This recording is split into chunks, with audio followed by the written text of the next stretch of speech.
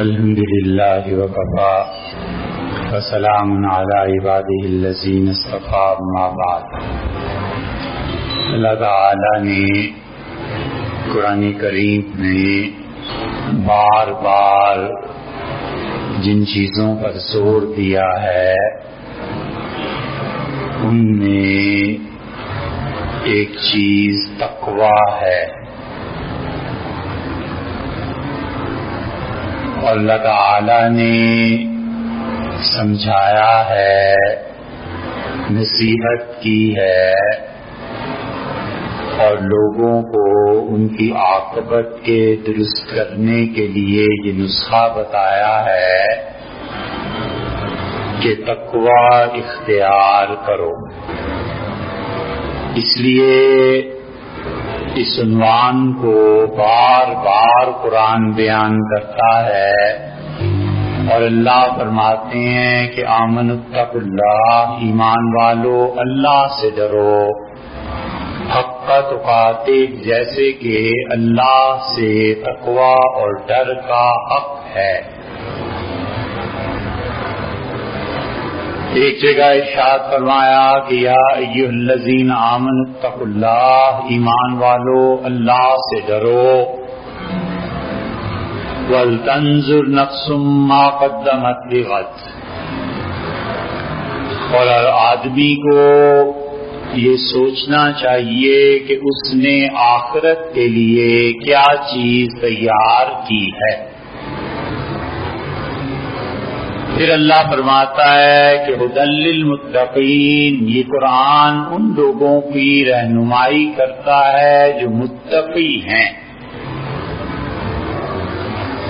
پھر ایک جگہ فرماتا ہے کہ اعدت للمتقین، وہ جنت ان لوگوں کے لیے ہے جو زندگی میں خدا کا خوف رکھتے تھے، خدا ترسی سے کام لیتے تھے۔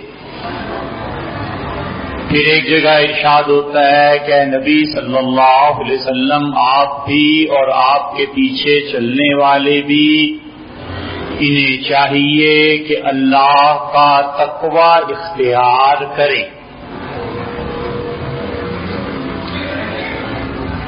اور تقویٰ کیا چیز ہے؟ غالباً اس کی سب سے اچھی تعریف حضرت ابی رضی اللہ عنہ نے کی،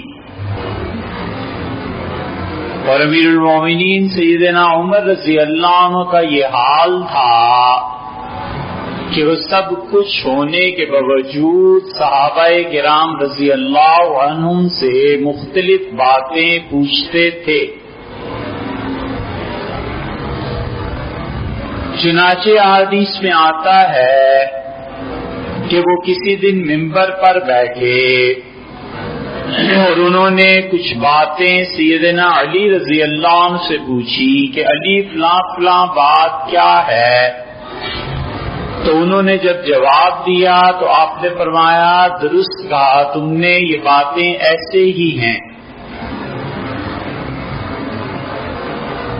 پھر ایک مرتبہ کسی نے بات پوچھی تو کہا ابن مسعود رضی اللہ عنہ سے پوچھو اور جو وہ جواب دیں مجھے آ کر بتانا۔ اور جب بتایا گیا تو انہوں نے کہا یہ بالکل ٹھیک کہتے ہیں۔ اور کوفہ والوں کو جو خط لکھا تو اس میں لکھا کہ عبداللہ کو بھیج رہا ہوں تاکہ تم ان سے تعلیم حاصل کرو بدون عصا و صوت، اور میں نے عبداللہ کو تعلیم کے لیے جو بھیجا ہے اور اسے اور 2 شعبے بھی دیے ہیں، تو میں نے تعلیم کے لیے اسے نہ تو لاٹھی دی ہے کہ یہ لوگوں کو مارے، اور نہ میں نے کوئی درہ دیا ہے کہ لوگوں کی پٹائی کرے تعلیم کے لیے، بلکہ یہ لوگوں کو سکھائے۔ تو انہوں نے ایک دن حضرت ابی رضی اللہ عنہ سے پوچھا کہ ابی تقویٰ کیا ہے؟ تو انہوں نے کہا حضرت آپ جنگل میں کبھی ایسے راستے سے گزرے ہیں جہاں دونوں طرف جھاڑیاں کانٹے دار ہوں تو کیسے گزرا جاتا ہے؟ فرمایا کپڑے سمیٹ کر بڑی احتیاط سے راستہ طے کرنا پڑتا ہے. انہوں نے کہا حضرت بس تقویٰ یہی ہے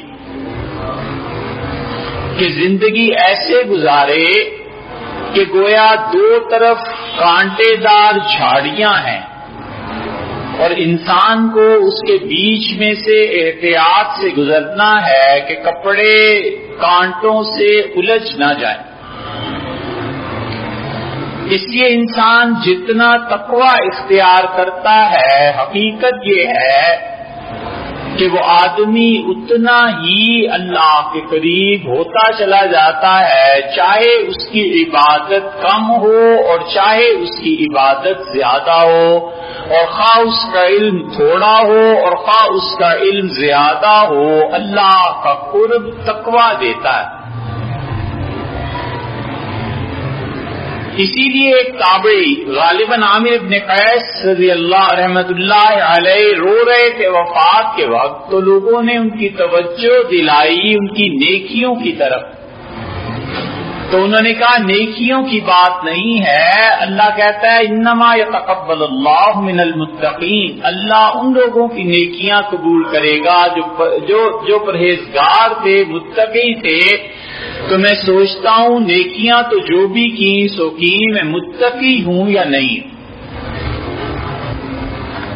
تو تقویٰ جتنا زندگی میں ورع اور احتیاط. حضور صلی اللہ علیہ وسلم سے پوچھا گیا کہ اللہ کے رسول فلاں عورت بہت نماز پڑھتی ہے اور فلاں بہت روزے رکھتی ہے اور بڑی عبادت گزار ہے، اور اس کے مقابلے میں فلاں جو ہے یہ متقی عبادت گزار تو اتنی نہیں لیکن تقویٰ کے ساتھ زندگی گزارتی ہے. آپ نے فرمایا سبحان اللہ، عبادت کی کثرت ہو چاہے بھلا کہیں ورع اور احتیاط اس کے ساتھ زندگی گزارنا اور تقویٰ اس کو چھو سکتی. تو ترجیح دی اس بات کو کہ انسان تقویٰ کے ساتھ زندگی بسر کرے، اور وہ تقویٰ اپنی زبان میں، اپنے کردار میں، مال میں، ہر چیز میں انسان تقویٰ کو اختیار کرے تو ایسا آدمی اللہ کا قرب پاتا ہے.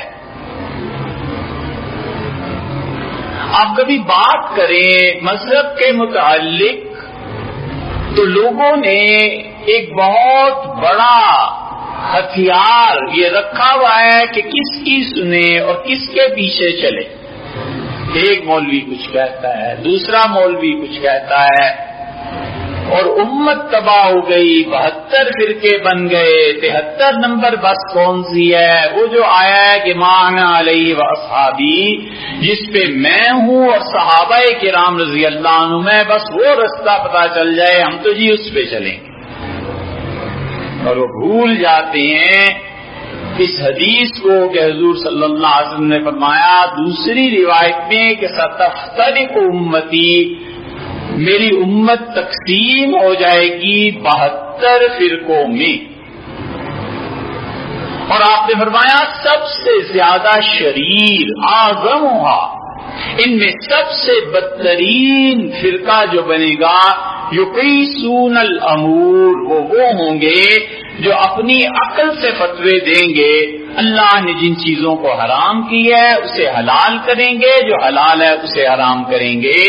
تو فرمایا سب سے بدتر فرقہ یہ، نہ علم ہے، نہ مطالعہ ہے، نہ صحبت ہے اللہ کے نیک بندوں کی، لے دے کے ایک عقل ہے اور عقل کے ذریعے فتویٰ دینا ہے. یہ آپ کا سارا میڈیا، اس کا 90% سے زیادہ حصہ ان لوگوں سے بھرا پڑا ہے جو دین پہ لمبی تقریریں کرتے ہیں، گھنٹے گھنٹے کے پروگرام، اور قرآن کا ناظرہ ترجمہ نہیں آتا، ناظرہ قرآن سے ہی نہیں پڑھ سکتے، اور اتنی بڑی بڑی باتیں کرتے ہیں. ہم کہتے ہیں مولوی کیوں بدنام تھے، یا یہ کیوں نہیں جو محض اپنی عقل سے فتوے دیتے ہیں، نہ انہوں نے پڑھا ہے، نہ انہیں کتاب و سنت کا پتہ ہے، نہ پاکی ناپاکی کے مسائل کا پتہ ہے. حتیٰ کہ ان سے پوچھو میت کو قبر میں کس طرح لگانا ہے، انہیں یہ بھی نہیں پتا. ایک بہت بڑے صاحب علم صدر الدین صاحب رحمۃ اللہ علیہ راولپنڈی میں رہتے تھے. بڑا اللہ نے انہیں مقام دیا تھا. ہم نے جب انہیں قبر میں لٹانا چاہا سنت کے مطابق تو ایک بڑے آدمی جو بڑا دعویٰ کرتے تھے خلافت اور اس چیز کا، ہم سے کہنے لگے نہیں سیدھے لٹائیے اور قبلے کی طرف منہ کر دیجئے.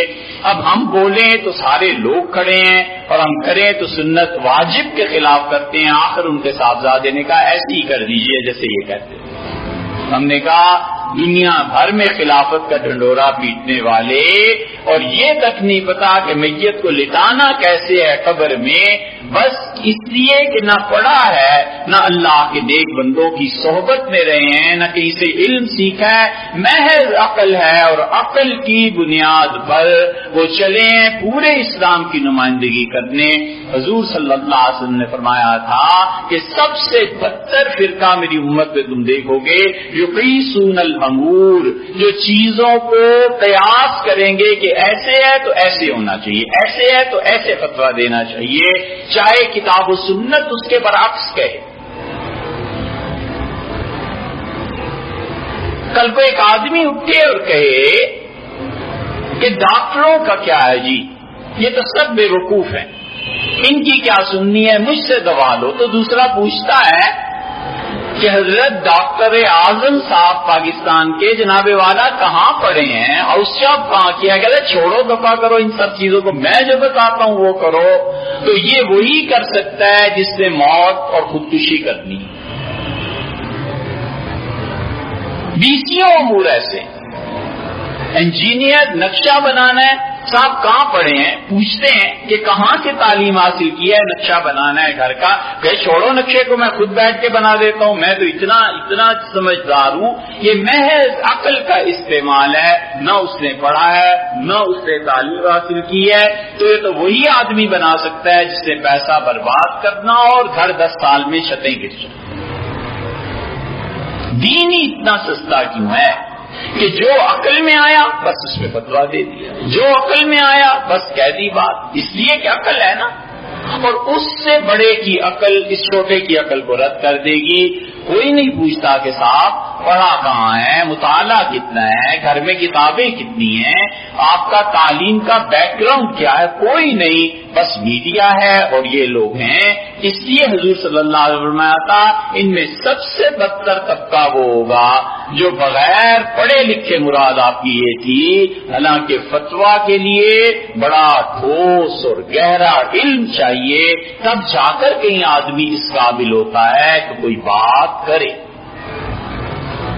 اور اگر ورع ہو، تقویٰ ہو، پھر بچتا ہے، پھر مفتی فتویٰ دینے سے بچتا ہے.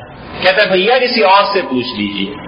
بڑے محتاط ایسے لوگ ایک ایک لفظ سوچ کر بولتے ہیں، ان کی گفتگو موتیوں میں پروئی ہوئی ہوتی ہے اور فتوے دینے سے بچتے ہیں. کہتے ہیں حتیٰ کہ کبھی نئی بات پہ فتویٰ دیں تو کہتے ہیں یہ تو ہماری رائے ہے، آپ کسی اور سے پوچھ لیجئے، ضروری نہیں ہے اس پہ عمل کریں، اس لیے کہ ورع ہے اللہ کا خوف. شریح رحمت اللہ علیہ کو سیدنا عمر رضی اللہ عنہ لکھا کہ شریح فیصلے کرو کتاب اور سنت کے مطابق، اور اگر اس کے مطابق فیصلہ نہ ملے تو پھر اپنی رائے سے فیصلے کرو. اور میں سمجھتا ہوں رائے سے فیصلہ نہ کرنا بہتر ہے. حالانکہ اسلام کا وہ دور تھا جب اجتہاد ضروری بھی تھا اور ہو بھی رہا تھا، اور اس کے اہل اجتہاد کر رہے تھے. اب اہل ہی نہیں رہے. اجتہاد ہم کہتے ہیں بالکل اجتہاد ہونا چاہیے، لیکن اجتہاد وہ کرے جو اس کا اہل ہے. ڈاکٹرز بالکل ہونے چاہیے، دکان وہ کھولے جس نے کسی میڈیکل کالج میں پڑھا ہے اور ہاؤس جاب کیا ہے اور اسپیشلائزیشن کی ہے وہ کھولے دکان. ایک ادنا آدمی جو کچھ نہیں جانتا وہ بھی لکھ کے بورڈ لگا لے تو لوگ مریں گے کہ نہ مریں گے. اس لیے یہ ورع اور تقویٰ مال میں چاہیے، عبادت میں چاہیے، زبان میں چاہیے.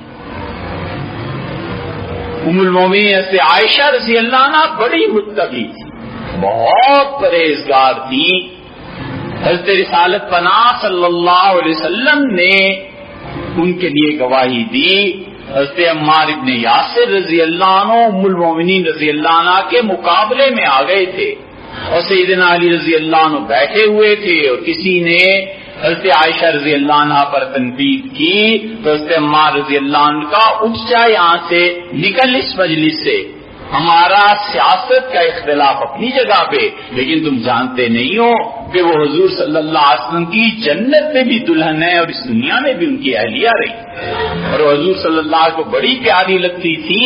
اللہ نے آزمائش میں امت کو ڈال دیا ہے کہ کیا وہ اللہ کی بات سیدنا علی رضی اللہ عنہ کی خلافت کو مانتے ہیں یا ام المومنین کے پیچھے چلتے ہیں. یہ ہماری آزمائش ہے اور اس میں ہم علی رضی اللہ عنہ کے ساتھ ہیں، لیکن خبردار تم ام المومنین کو برا کہتے نکلو یہاں سے، اٹھو.